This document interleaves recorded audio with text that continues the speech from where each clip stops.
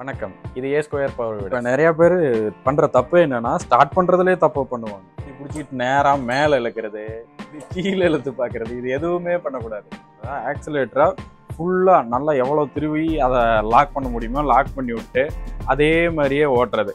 ஒரு புது oil maintenance கண்டிப்பாக ஒரு பவர் வீடர்னாவே கண்டிப்பாக ஆயில் தான் ஃபஸ்ட்டு பார்க்கணும். கிட்டத்தட்ட ஒரு 90% பவர் வீடரில் பார்த்தீங்கன்னா உங்களுக்கு மேக்ஸிமம் பார்த்தீங்கன்னா ஆயில் ஏர் ஃபில்டர் தான் கொடுப்பாங்க. வர இந்த இடத்துல வர ஆயில் சீல் பார்த்தீங்கன்னா உள்ள அந்த மண் பார்த்தீங்கன்னா காஞ்சிரும். நீங்கள் ஒன்ஸ் கியர் பாக்ஸில் பார்த்தீங்கன்னா அந்த கிளச் பார்த்தீங்கன்னா ஜாம் ஆகி பிடிச்சிருச்சுன்னா ஒரு இன்ச்சு கூட வேண்டி நகராது. மறக்கவே கூடாத விஷயம் அந்த ட்ரைன் பார்த்தீங்கன்னா பின்னாடி இதுக்கு பார்த்தீங்கன்னா ஆயில் சீல் வரும். கரெக்டாக பிடிஓக்கு கீழே பார்த்தீங்கன்னா டிஸ்டர்ப் பண்ணாத வரைக்கும் அது எதுவும் பண்ணாது. வணக்கம். இது ஏ ஸ்கொயர் பவர் வீடர்ஸ். வீடியோக்குள்ளே போகிறதுக்கு முன்னாடி ஏ ஸ்கொயர் பவர் வீடர்ஸ் சேனலை சப்ஸ்கிரைப் பண்ணிக்கோங்க. அப்போ தான் நாங்கள் போடுற ஒவ்வொரு வீடியோவும் உங்களை வந்து சேரும். வாங்க வீடியோக்குள்ளே போகலாம். இன்றைக்கி நம்ம வீடியோவில் என்னெல்லாம் பார்க்க போகிறோன்னா, நிறைய பேர் பவர் வீடர் வாங்கிட்டு என்ன தப்பு பண்ணுறாங்க, அதனால் என்ன ப்ராப்ளம் வருது, அதை தான் இன்றைக்கி நம்ம பார்க்க போகிறோம்.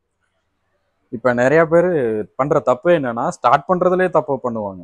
அதாவது ரீகாலை பார்த்தீங்கன்னா நம்ம கரெக்டாக ஸ்ட்ரெயிட்டாக இழுக்கணும். ஆனால் மேலே ரீகாலை பிடிச்சிட்டு மேலே இழுக்கிறது, கீழே நின்று இழுக்கிறது, சைடாக நின்று இழுக்கிறது, இப்போலாம் இழுத்தோம்னா சீக்கிரம் ரீகாலில் வர அந்த கயிறு சீக்கிரம் பிஞ்சு போயிடும். அதை எப்படியெல்லாம் இழுக்கக்கூடாதுங்கிறத இப்போ நாங்கள் காட்டுறோம். இப்படி பிடிச்சிட்டு நேராக மேலே இழுக்கிறது, இப்படி சைடில் இழுக்கிறது, இப்படி கீழே இழுத்து பார்க்கறது, இது எதுவுமே பண்ணக்கூடாது. ஸ்ட்ரெயிட்டாக டேங்க் மேலே ஒரு கையை ஹோல்ட் பண்ணிக்கிட்டு கரெக்டாக சைடில் வாக்கல அந்த ஹோல்ஸ்லேருந்து அந்த மாதிரி வர மாதிரி கரெக்டாக இழுக்கணும். இதுதான் ஸ்டார்ட் பண்ணுறதுக்கு கரெக்டான மெத்தடு. இதில் தவிர நீங்கள் வேறு எதை பண்ணிங்கனாலும் சீக்கிரம் கயிறு தேய ஆரம்பிக்கும், டக்குன்னு கட் ஆயிரும். இப்போ ரெண்டாவதாக பண்ணுற தப்பு என்னன்னா, த்ராட்டில் ஃபுல்லாக வச்சு விட்றது. அதாவது ஆக்சிலேட்டரை ஃபுல்லாக நல்லா எவ்வளோ திருவி அதை லாக் பண்ண முடியுமோ லாக் பண்ணி விட்டு அதே மாதிரியே ஓட்டுறது. ஒரு புது பவர் வீடராக எடுத்துகிட்டு போயிட்டு ஃபுல் ரேஸில் வச்சு ஓட்டினீங்கன்னா சீக்கிரம் இன்ஜின் ப்ராப்ளம் வைக்க ஆரம்பிக்கும்.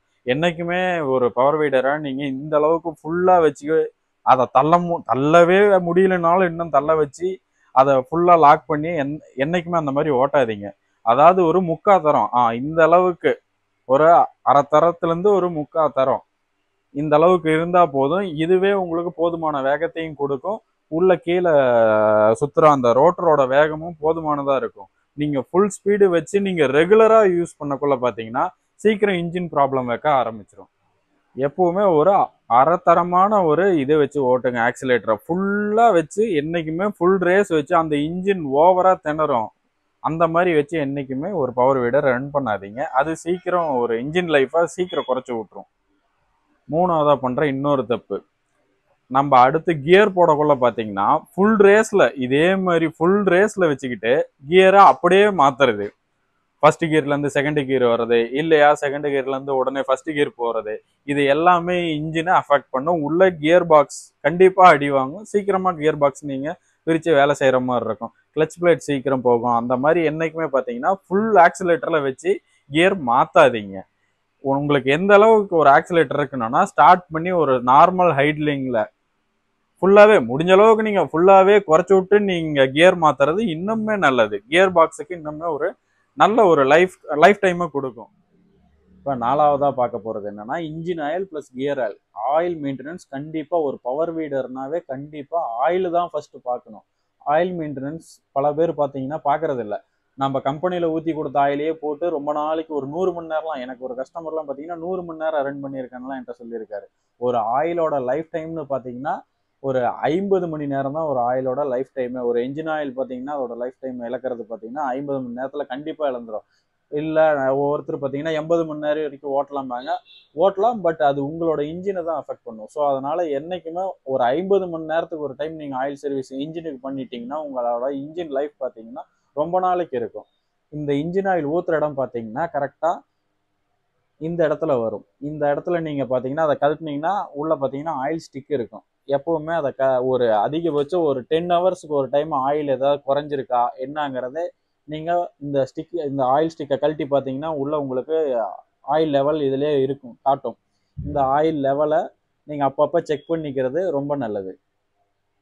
இந்த ஆயில் ஸ்டிக்கை தான் கரெக்டாக நீங்கள் அப்பப்போ மெயின்டைன் பண்ணி நீங்கள் கழட்டி பார்க்கணும். ஒரு 10 ஹவர்ஸுக்கு ஒரு டைம் உங்களுக்கு ஏதாவது ஆயில் ட்ரை ஆகுதா குறையுதா அப்படிங்கிறத பார்க்கணும். உங்களோட ஆயில் பசத்தன்மை கரெக்டாக இருக்கா அப்படிங்கிறத நீங்கள் தொட்டு பார்க்கணும்.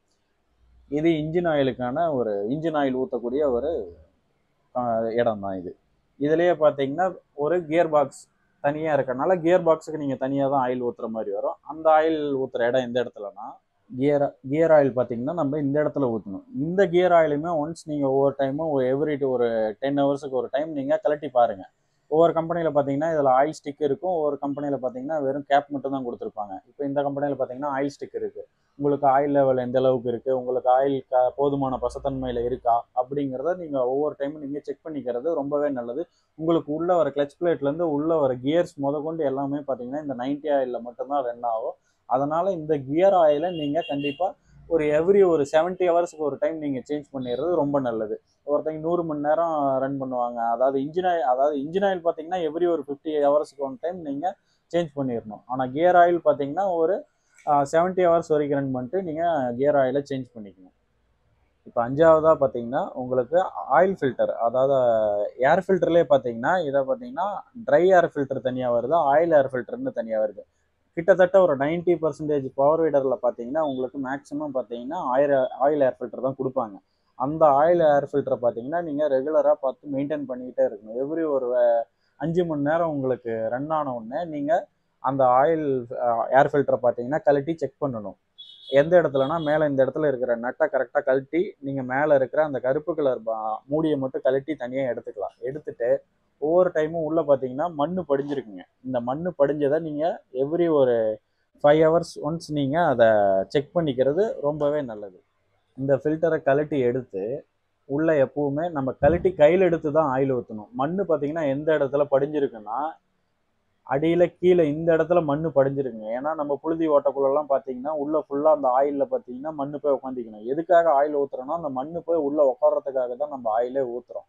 கரெக்டாக ஆயில் லெவல் எந்த அளவுக்கு இருக்கணும்னா கரெக்டாக அந்த கோடு அந்த லெவலுக்கு மட்டும்தான் நம்ம ஆயில் ஊற்றணும். ஒரு இஞ்சி போனால் ஒரு 50 மில்லி பிடிக்கும். அந்த 50 மில்லி ஆயில் தான் நம்ம இடத்துல ஊற்றணும். ஓவராக நீங்கள் ஆயில் ஊற்றுனீங்கன்னா உங்களுக்கு நீங்கள் வண்டியை சாய்ச்சி நீங்கள் ரோட்டர் பிளேடை போடக்குள்ள பார்த்தீங்கன்னா அந்த பக்கம் இந்த பக்கம் சாய்க்கக்குள்ள பார்த்தீங்கன்னா அந்த ஹோல்ஸ் வழியாக ஆயில் உள்ளே போயிடும்.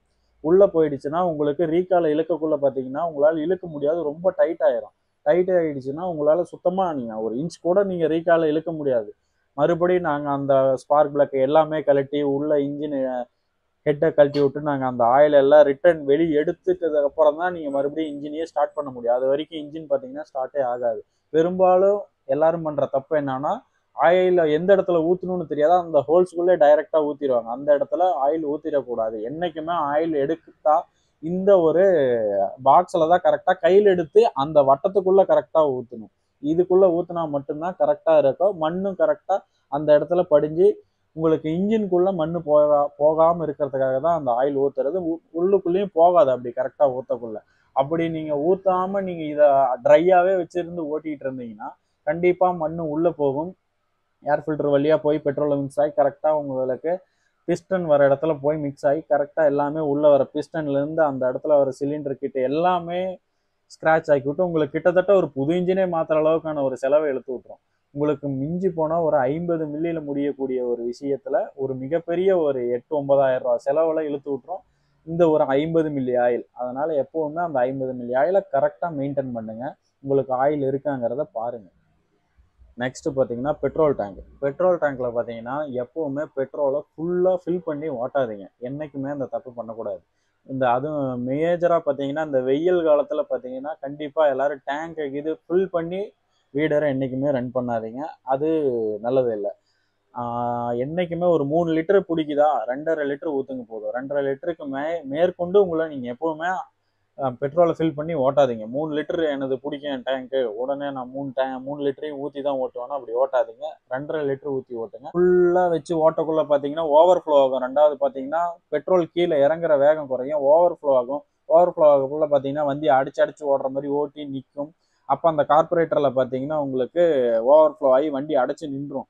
அதனால் எப்போவுமே பார்த்தீங்கன்னா ஃபில் பண்ணி ஓட்டாதீங்க. டேங்கை என்றைக்குமே ஃபில் பண்ணி ஓட்டாதீங்க. 2.5 லிட்டர் பெட்ரோல் போட்டு மட்டும் கண்டிப்பாக கரெக்டாக அது மாதிரி ஓட்டுங்க. அதே மாதிரி இது 4 ஸ்ட்ரோக் வண்டிங்கிறதுனால நம்ம வெறும் பெட்ரோல் மட்டும்தான் ஊற்றி ஓட்ட போகிறோம். இதில் எக்காரணத்தை கொண்டும் ஆயில் கலந்து ஓட்டிடாதீங்க. இது 4 ஸ்ட்ரோக் வெஹிக்கிள்ங்கிறதுனால வெறும் பெட்ரோல் தான், ஆயில் கலக்கக்கூடாது. நெக்ஸ்ட்டு பார்த்தீங்கன்னா வண்டியை ஸ்டார்ட் பண்ணக்குள்ளே பார்த்தீங்கன்னா கரெக்டாக சோக் போட்டு ஸ்டார்ட் பண்ணணும். சோக் பார்த்தீங்கன்னா அந்த பக்கம் தள்ளி விட்டு நீங்கள் சோக் போட்டு நீங்கள் ஸ்டார்ட் பண்ணால் கரெக்டாக ஒரே இழுப்பில் ஸ்டார்ட் ஆகிடும். மேஜராக என்னன்னா இது ஒரு பனி காலத்தில் பார்த்தீங்கன்னா உங்களுக்கு ஒரு 2-3 டைம் இழுக்கிற மாதிரி வரும். அதுக்காக தான் அந்த சோக் கொடுக்கறது.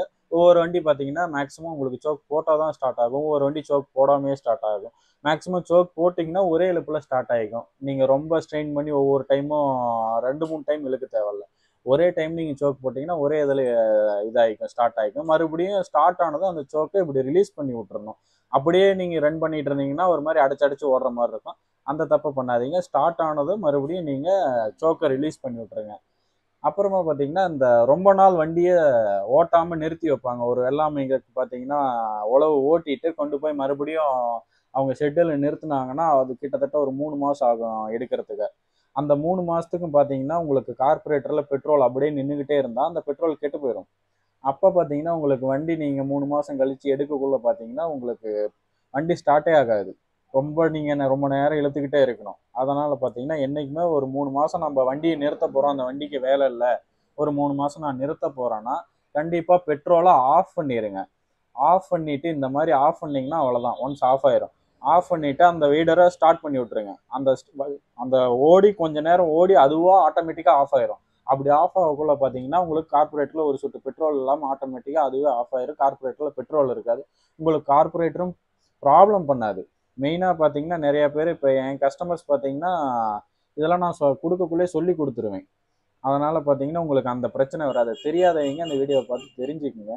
என்றைக்குமே ஒரு 3 மாதத்துக்கு வண்டியை நிறுத்துறேன்னா இந்த கார்பரேட்டரில் பெட்ரோல் இருக்கக்கூடாது. பெட்ரோல் அந்த மாதிரி ஆஃப் பண்ணிட்டு தான் வண்டியை நிறுத்தணும். நீங்கள் அந்த மாதிரி டிரைவ் பண்ணி நிறுத்திட்டீங்க, கார்பரேட்டரில் பெட்ரோல் இல்லாமல் நீங்கள் நிறுத்திட்டீங்கன்னா 3 மாதம் இல்லை, நீங்கள் 6 மாதம் 1 வருஷம் கழிச்சு கூட நீங்கள் வண்டி இழுத்து மறுபடியும் பெட்ரோல் ஆன் பண்ணிவிட்டு நீங்கள் ஒரே இழுப்பில் வண்டி மறுபடியும் ஸ்டார்ட் ஆகும். நீங்கள் பெட்ரோல் எக்காரணத்தை கொண்டு ஒரு 3 மாதத்துக்கு ஒரே அந்த கார்பரேட்டரில் வச்சுக்கிட்டு இருந்து மறுபடியும் எடுத்து யூஸ் பண்ணாதீங்க. என்றைக்கும் பெட்ரோல் ஆஃப் பண்ணி நிறுத்தி பழகுங்க. ஒரு லாங் டியூரேஷன் நிறுத்த போகிறோன்னா கண்டிப்பாக கார்பரேட்டரில் பெட்ரோல் இருக்கக்கூடாது.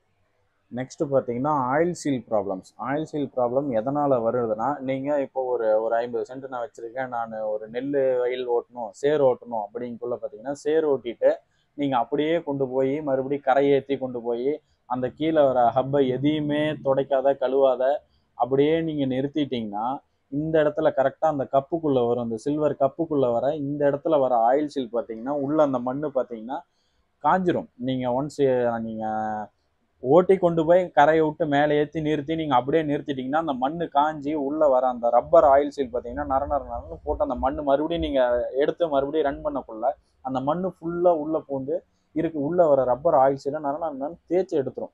தேய்ச்சி எடுத்துருச்சுனாவே உங்களுக்கு ஆயில் 90 ஆயில் உள்ளங்களை வர கீர் பாக்ஸ் ஆயில் பார்த்தீங்கன்னா நிறையவே லீக் ஆக ஆரம்பிக்கும். நீங்கள் அந்த லீக்கேஜ்லேயும் அப்படியே ஓட்டிக்கிட்டே இருந்தீங்கன்னா உள்ளே பார்த்தீங்கன்னா ஆயில் லெவல் குறைஞ்சிக்கிட்டே வரும். கிளச் பிளேட் லெவலுக்கு கீழேன்னா உள்ள கியர் லெவலுக்கும் கீழே போயிடுச்சுனாலாம் கண்டிப்பாக பார்த்தீங்கன்னா உள்ளே வர கியர் பல்ல நீங்கள் மாற்றுற மாதிரி ஆயிரும். உள்ளே வர கிளச் பிளேட் பார்த்தீங்கன்னா ஒன்னோட ஒன்று ஹீட் ஆகி அப்படியே ஜாம் ஆகி அந்த கிளச் பார்த்தீங்கன்னா ஜாம் ஆகி பிடிச்சிருச்சுன்னா 1 இன்ச்சு கூட வண்டி நகராது. நீங்கள் கிளச் பிளேட்டும் மாற்றணும், ஹவுசிங் கப் மாற்றணும். உங்களுக்கு உள்ளே பார்த்தீங்கன்னா கிட்டத்தட்ட எப்படி பார்த்தாலும் ஒரு 4000 ரூபாய் வேலையை வச்சு விட்ரும். கண்டிப்பாக ஒரு 4000-5000 ரூபாய் வேலையை வச்சு விட்ரும். உங்களுக்கு கியர் பல்லும் சேர்ந்து தேஞ்சிருச்சுன்னா கண்டிப்பாக ஒரு 5000 ரூபாய்க்கு பில் வச்சிரும். மிஞ்சி போனால் உங்களுக்கு அந்த ஆயில் சீல் பார்த்தீங்கன்னா 60 ரூபாய் வரும். நீங்கள் மாற்றுற இடத்துல லேபர் பெரிய லெவலில் வந்துடாது. எல்லாம் டோட்டலாக சேர்த்துனா கூட ஒரு 200 ரூபாய் உங்களுக்கு மிஞ்சி போனால் உங்களுக்கு ஒரு செலவு இருக்கும். அந்த செலவை பெருசாக நினைக்காம நீங்கள் டக்குன்னு அதை மாற்றி விட்டிங்கன்னா உங்களுக்கு அதுவும் ஒரு பெரிய வேலையை ஓட்டக்குள்ளே நீங்கள் மேக்ஸிமம் பார்த்தீங்கன்னா ஒரு கேஜிவிலோ இல்லை ரோட்டரியோ போட்டே கூட நீங்கள் சேர் ஓட்டிக்கலாம். எப்போவுமே சேர் ஓட்டிட்டிங்கன்னா மெயினாக நீங்கள் கீழே பார்க்க வேண்டியது அந்த ஆயில் சீலுக்கிட்ட வர ஒவ்வொரு டைமும் நீங்கள் அந்த ஆயில் சீலுக்கிட்ட வர அந்த மண்ணை நீங்கள் கரெக்டாக இது பண்ணி விட்டுருணும், கழுவி விட்டுருணும். இப்போ பார்த்தீங்கன்னா பின்னாடி இதுக்கு பார்த்தீங்கன்னா ஆயில் சீல் வரும். கரெக்டாக பிடிஓக்கு கீழே பார்த்தீங்கன்னா இந்த இடத்துல பார்த்தீங்கன்னா ஒரு ஆயில் சீல் வரும். இந்த ஆயில் சீலும் பார்த்தீங்கன்னா அப்பப்போ உங்களுக்கு நீங்கள் அதை டிஸ்டர்ப் பண்ணாத வரைக்கும் அது எதுவும் பண்ணாது, ஆயில் லீக் ஆகாது. அதில் ஏதாவது அது வெறும் ரப்பர் ஆயில் சீல் தான். ஒவ்வொரு கம்பெனியில் பார்த்தீங்கன்னா அதை க்ளோஸ்டாக இரும்பு பிளேட் வச்சுருப்பாங்க. ஒவ்வொரு கம்பெனியில் பார்த்தீங்கன்னா இது ரப்பர் ஆயில் சீல் டைரெக்டாக வச்சு அடிச்சிருப்பாங்க. அந்த ஆயில் சீலும் பார்த்தீங்கன்னா அதிலும் மிஞ்சி போனால் அது ஒரு 70 ரூபா 100 ரூபாய்க்குள்ளே தான் வரும் அந்த ஆயில் சீல். அந்த ஆயில் சீலும் கரெக்டாக நீங்கள் அதெல்லாம் மாற்றுறது ரொம்ப ஈஸி உங்களுக்கு. இதில் ஏதாவது ஆயில் லீக் ஆகுதுன்னா ஒன்ஸ் அதில் ஒரு திருப்புளி விட்டு நீங்கள் வெளியே எடுத்துட்டு மறுபடியும் புது ஆயில் சீல் வச்சு ஒரு கரெக்டாக மீடியமான ஒரு ப்ரெஷரில் நீங்கள் தட்டினீங்கன்னாவே அது கரெக்டாக உள்ளே போயிடும். அப்படியே பார்க்கக்குள்ள உங்களுக்கு அந்த ஆயில் சீல் மாற்றுறது ரொம்ப ஈஸி. மேஜராக பார்த்தீங்கன்னா அந்த ஆயில் சீல் அவ்வளோ சீக்கிரம் பிரச்சனை வைக்காது. அந்த ஆயில் சீல் அப்படி பிரச்சனை வச்சா நீங்கள் இந்த ஸ்டெப்பை ஃபாலோ பண்ணி நீங்கள் அதை ஈஸியாக இது பண்ணிக்கலாம். மற்ற வேற எந்த இடத்துல ஆயில் லீக் ஆகும்னு பார்த்தீங்கன்னா, உங்களுக்கு பிடிஓவில் மேக்ஸிமம் உங்களுக்கு ஆயில் லீக் ஆகாது. உங்களுக்கு அது அந்த இதை கழட்டினீங்கன்னா பிடிஓ ஷாஃப்ட் தான் வெளியே நீட்டிட்டு இருக்கும், அதில் உங்களுக்கு அந்த அளவுக்கு வராது. ரிவர்ஸ் கியர் நாபில் பார்த்தீங்கன்னா அந்த ஃபோர்க்கில் பார்த்தீங்கன்னா ஆயில் மேபி லீக் ஆகும். லீக்னா அது ரொம்ப வருஷம் ஆயிடுச்சு, நீங்கள் மெயின்டைன் பண்ணாத, நீங்கள் அப்படியே அதை க்ளீன் பண்ணாத அந்த இடத்த விட்டுட்டீங்க, ஒரு ஆயில் அந்த மாதிரி விட்டு நீங்கள் ஏதாவது ஒன்று விட்டு மெயின்டைன் பண்ணிகிட்டே இருந்தீங்கன்னா உங்களுக்கு அந்த இடத்துல எந்த விதமான ப்ராப்ளமும் வராது. ரெண்டாவது பார்த்தீங்கன்னா கிளச் ஃபோர்க்கு மேலே வர கிளச் ஷாஃப்ட்டில் பார்த்தீங்கன்னா அந்த இடத்துல பார்த்தீங்கன்னா கீழே இன்ஜின் அது கரெக்டாக கியர் பாக்ஸில் பார்த்தீங்கன்னா கனெக்ட் ஆகிருக்கும். அந்த இடத்துல பார்த்தீங்கன்னா ஒரு ரப்பர் ஓரிங்னு வரும், அதில் மேபி அந்த இதாகலாம். அதெல்லாம் பார்த்தீங்கன்னா வெறும் ஒரு ரூபா 2 ரூபா தான் வரும். அந்த மாதிரி ஓரிங்லாம் 2 இடத்துலையும் வரதெல்லாம் இதை மெயின்டைன் பண்ணுறதெல்லாம் பார்த்தீங்கன்னா ரொம்ப ஈஸி. நெக்ஸ்ட்டு பார்த்தீங்கன்னா ஒன்ஸ் நீங்கள் எப்போவுமே ஒரு ஆயில் சேஞ்ச் பண்ணுறேன் அப்படின்னா கண்டிப்பாக கீழே வர ட்ரைன் போல்ட்டை நீங்கள் சேஞ்ச் பண்ணியே ஆகணும். நீங்கள் அந்த ட்ரைன் போல்ட்டை சேஞ்ச் பண்ணலின்னா கண்டிப்பாக இந்த ட்ரைன் போல்ட் அடியில் பார்த்தீங்கன்னா தேஞ்சிரும். மண்ணில் பார்த்தீங்கன்னா இது மோதிக்கிட்டே இருக்கும் எப்போவுமே. இந்த மோதிக்கிட்டே வரப்போ பார்த்தீங்கன்னா அதோட ஹெட்டு தேஞ்சிருச்சுன்னா ஒரு மெக்கானிக்கால் அதை கலட்ட முடியாது. ஒன்ஸ் ஸ்லிப் ஆகிடுச்சுன்னா அந்த நட்டை கலட்ட முடியாது. அந்த நட்டை கலட்டுறதுக்காக அதுக்கப்புறம் அது ஸ்லிப் ஆனதுக்கப்புறம் அதை கலட்டுறதெல்லாம் மிகப்பெரிய ப்ராசஸ். ஒவ்வொரு டைமும் பார்த்தீங்கன்னா நீங்கள் அதை ஒன்ஸ் அது மிஞ்சி போனால் ஒரு 80 ருபீஸ் வரும் அந்த நட்டு. அந்த நட்டை சேஞ்ச் பண்ணிட்டீங்கன்னா உங்களுக்கு பிரச்சனை இல்லை. அது அவ்வளோதான் தேஞ்சிருச்சு, அதை கலட்ட முடியலைன்னா அது எதுவுமே பண்ண முடியாது. கண்டிப்பாக வண்டியெல்லாம் தனித்தனியாக எல்லாம் அக்கா பிரித்து அதை எடுத்துகிட்டு போய் லேத்தில் போய் அதை அடியில் ஒன்று ஹீட் பண்ணி கழட்டுவாங்க, இல்லைன்னா அதை ட்ரில் பண்ணி எடுப்பாங்க. இது மிகப்பெரிய பிரச்சனையில் இழுத்து விட்டுரும். அது வெறும் ஒரு 80 ரூபா ஒரு 100 ரூபாய்க்குள்ளே வரும் அந்த நட்டு. அந்த நட்டை எப்பவுமே நீங்கள் பார்த்தீங்கன்னா ஆயில் சர்வீஸ் பண்ணக்குள்ள கண்டிப்பாக சேஞ்ச் பண்ணிடுங்க. ஃபஸ்ட்டு வண்டி வாங்கி ஃபஸ்ட்டு சர்வீஸில் சேஞ்ச் பண்ண தேவையில்லை. ஏன்னா ஃபஸ்ட்டு சர்வீஸ் பார்த்தீங்கன்னா ஒரு 15 மணி நேரத்தில் ஆயில் சேஞ்ச் பண்ணிடுவோம். அப்போ நம்ம சேஞ்ச் பண்ண தேவையில்லை அந்த போல்ட்டை. ஒரு 2வது சர்வீஸுக்குள்ள ஒரு 50 மணி நேரத்துக்கு ஒரு டைம் நம்ம சேஞ்ச் பண்ணுறோன்னா அதையும் சேர்த்து மாற்றி விட்டுறது ரொம்ப நல்லது. அதனால் எக்காரணத்தை கொண்டு அந்த போல்ட்டில் மட்டும் நீங்கள் அந்த காசுக்கான அந்த ஒரு விஷயத்தை பார்த்துறாதீங்க. கண்டிப்பாக சேஞ்ச் பண்ணக்கூடிய ஒரு விஷயம் அது. இது வரைக்கும் நாங்கள் உங்களுக்கு சொல்லியிருந்த தகவல்கள் உங்களுக்கு போதுமானதாக இருக்கும். இது மீறி உங்களுக்கு ஏதாவது டவுட் இருந்துச்சுன்னா கீழே தெரிகிற இந்த நம்பருக்கு கான்டாக்ட் பண்ணுங்கள். மறக்காமல் கமெண்ட் பண்ணுங்கள். உங்களுக்கு என்னெல்லாம் டவுட் இருக்குதோ நீங்கள் அதை கமெண்ட் மூலியமாகவும் தெரிவிக்கலாம், நீங்கள் கால் பண்ணியும் கேட்கலாம். நன்றி, வணக்கம். இது A Square Power Wheelers. நான் உங்கள் நண்பன்.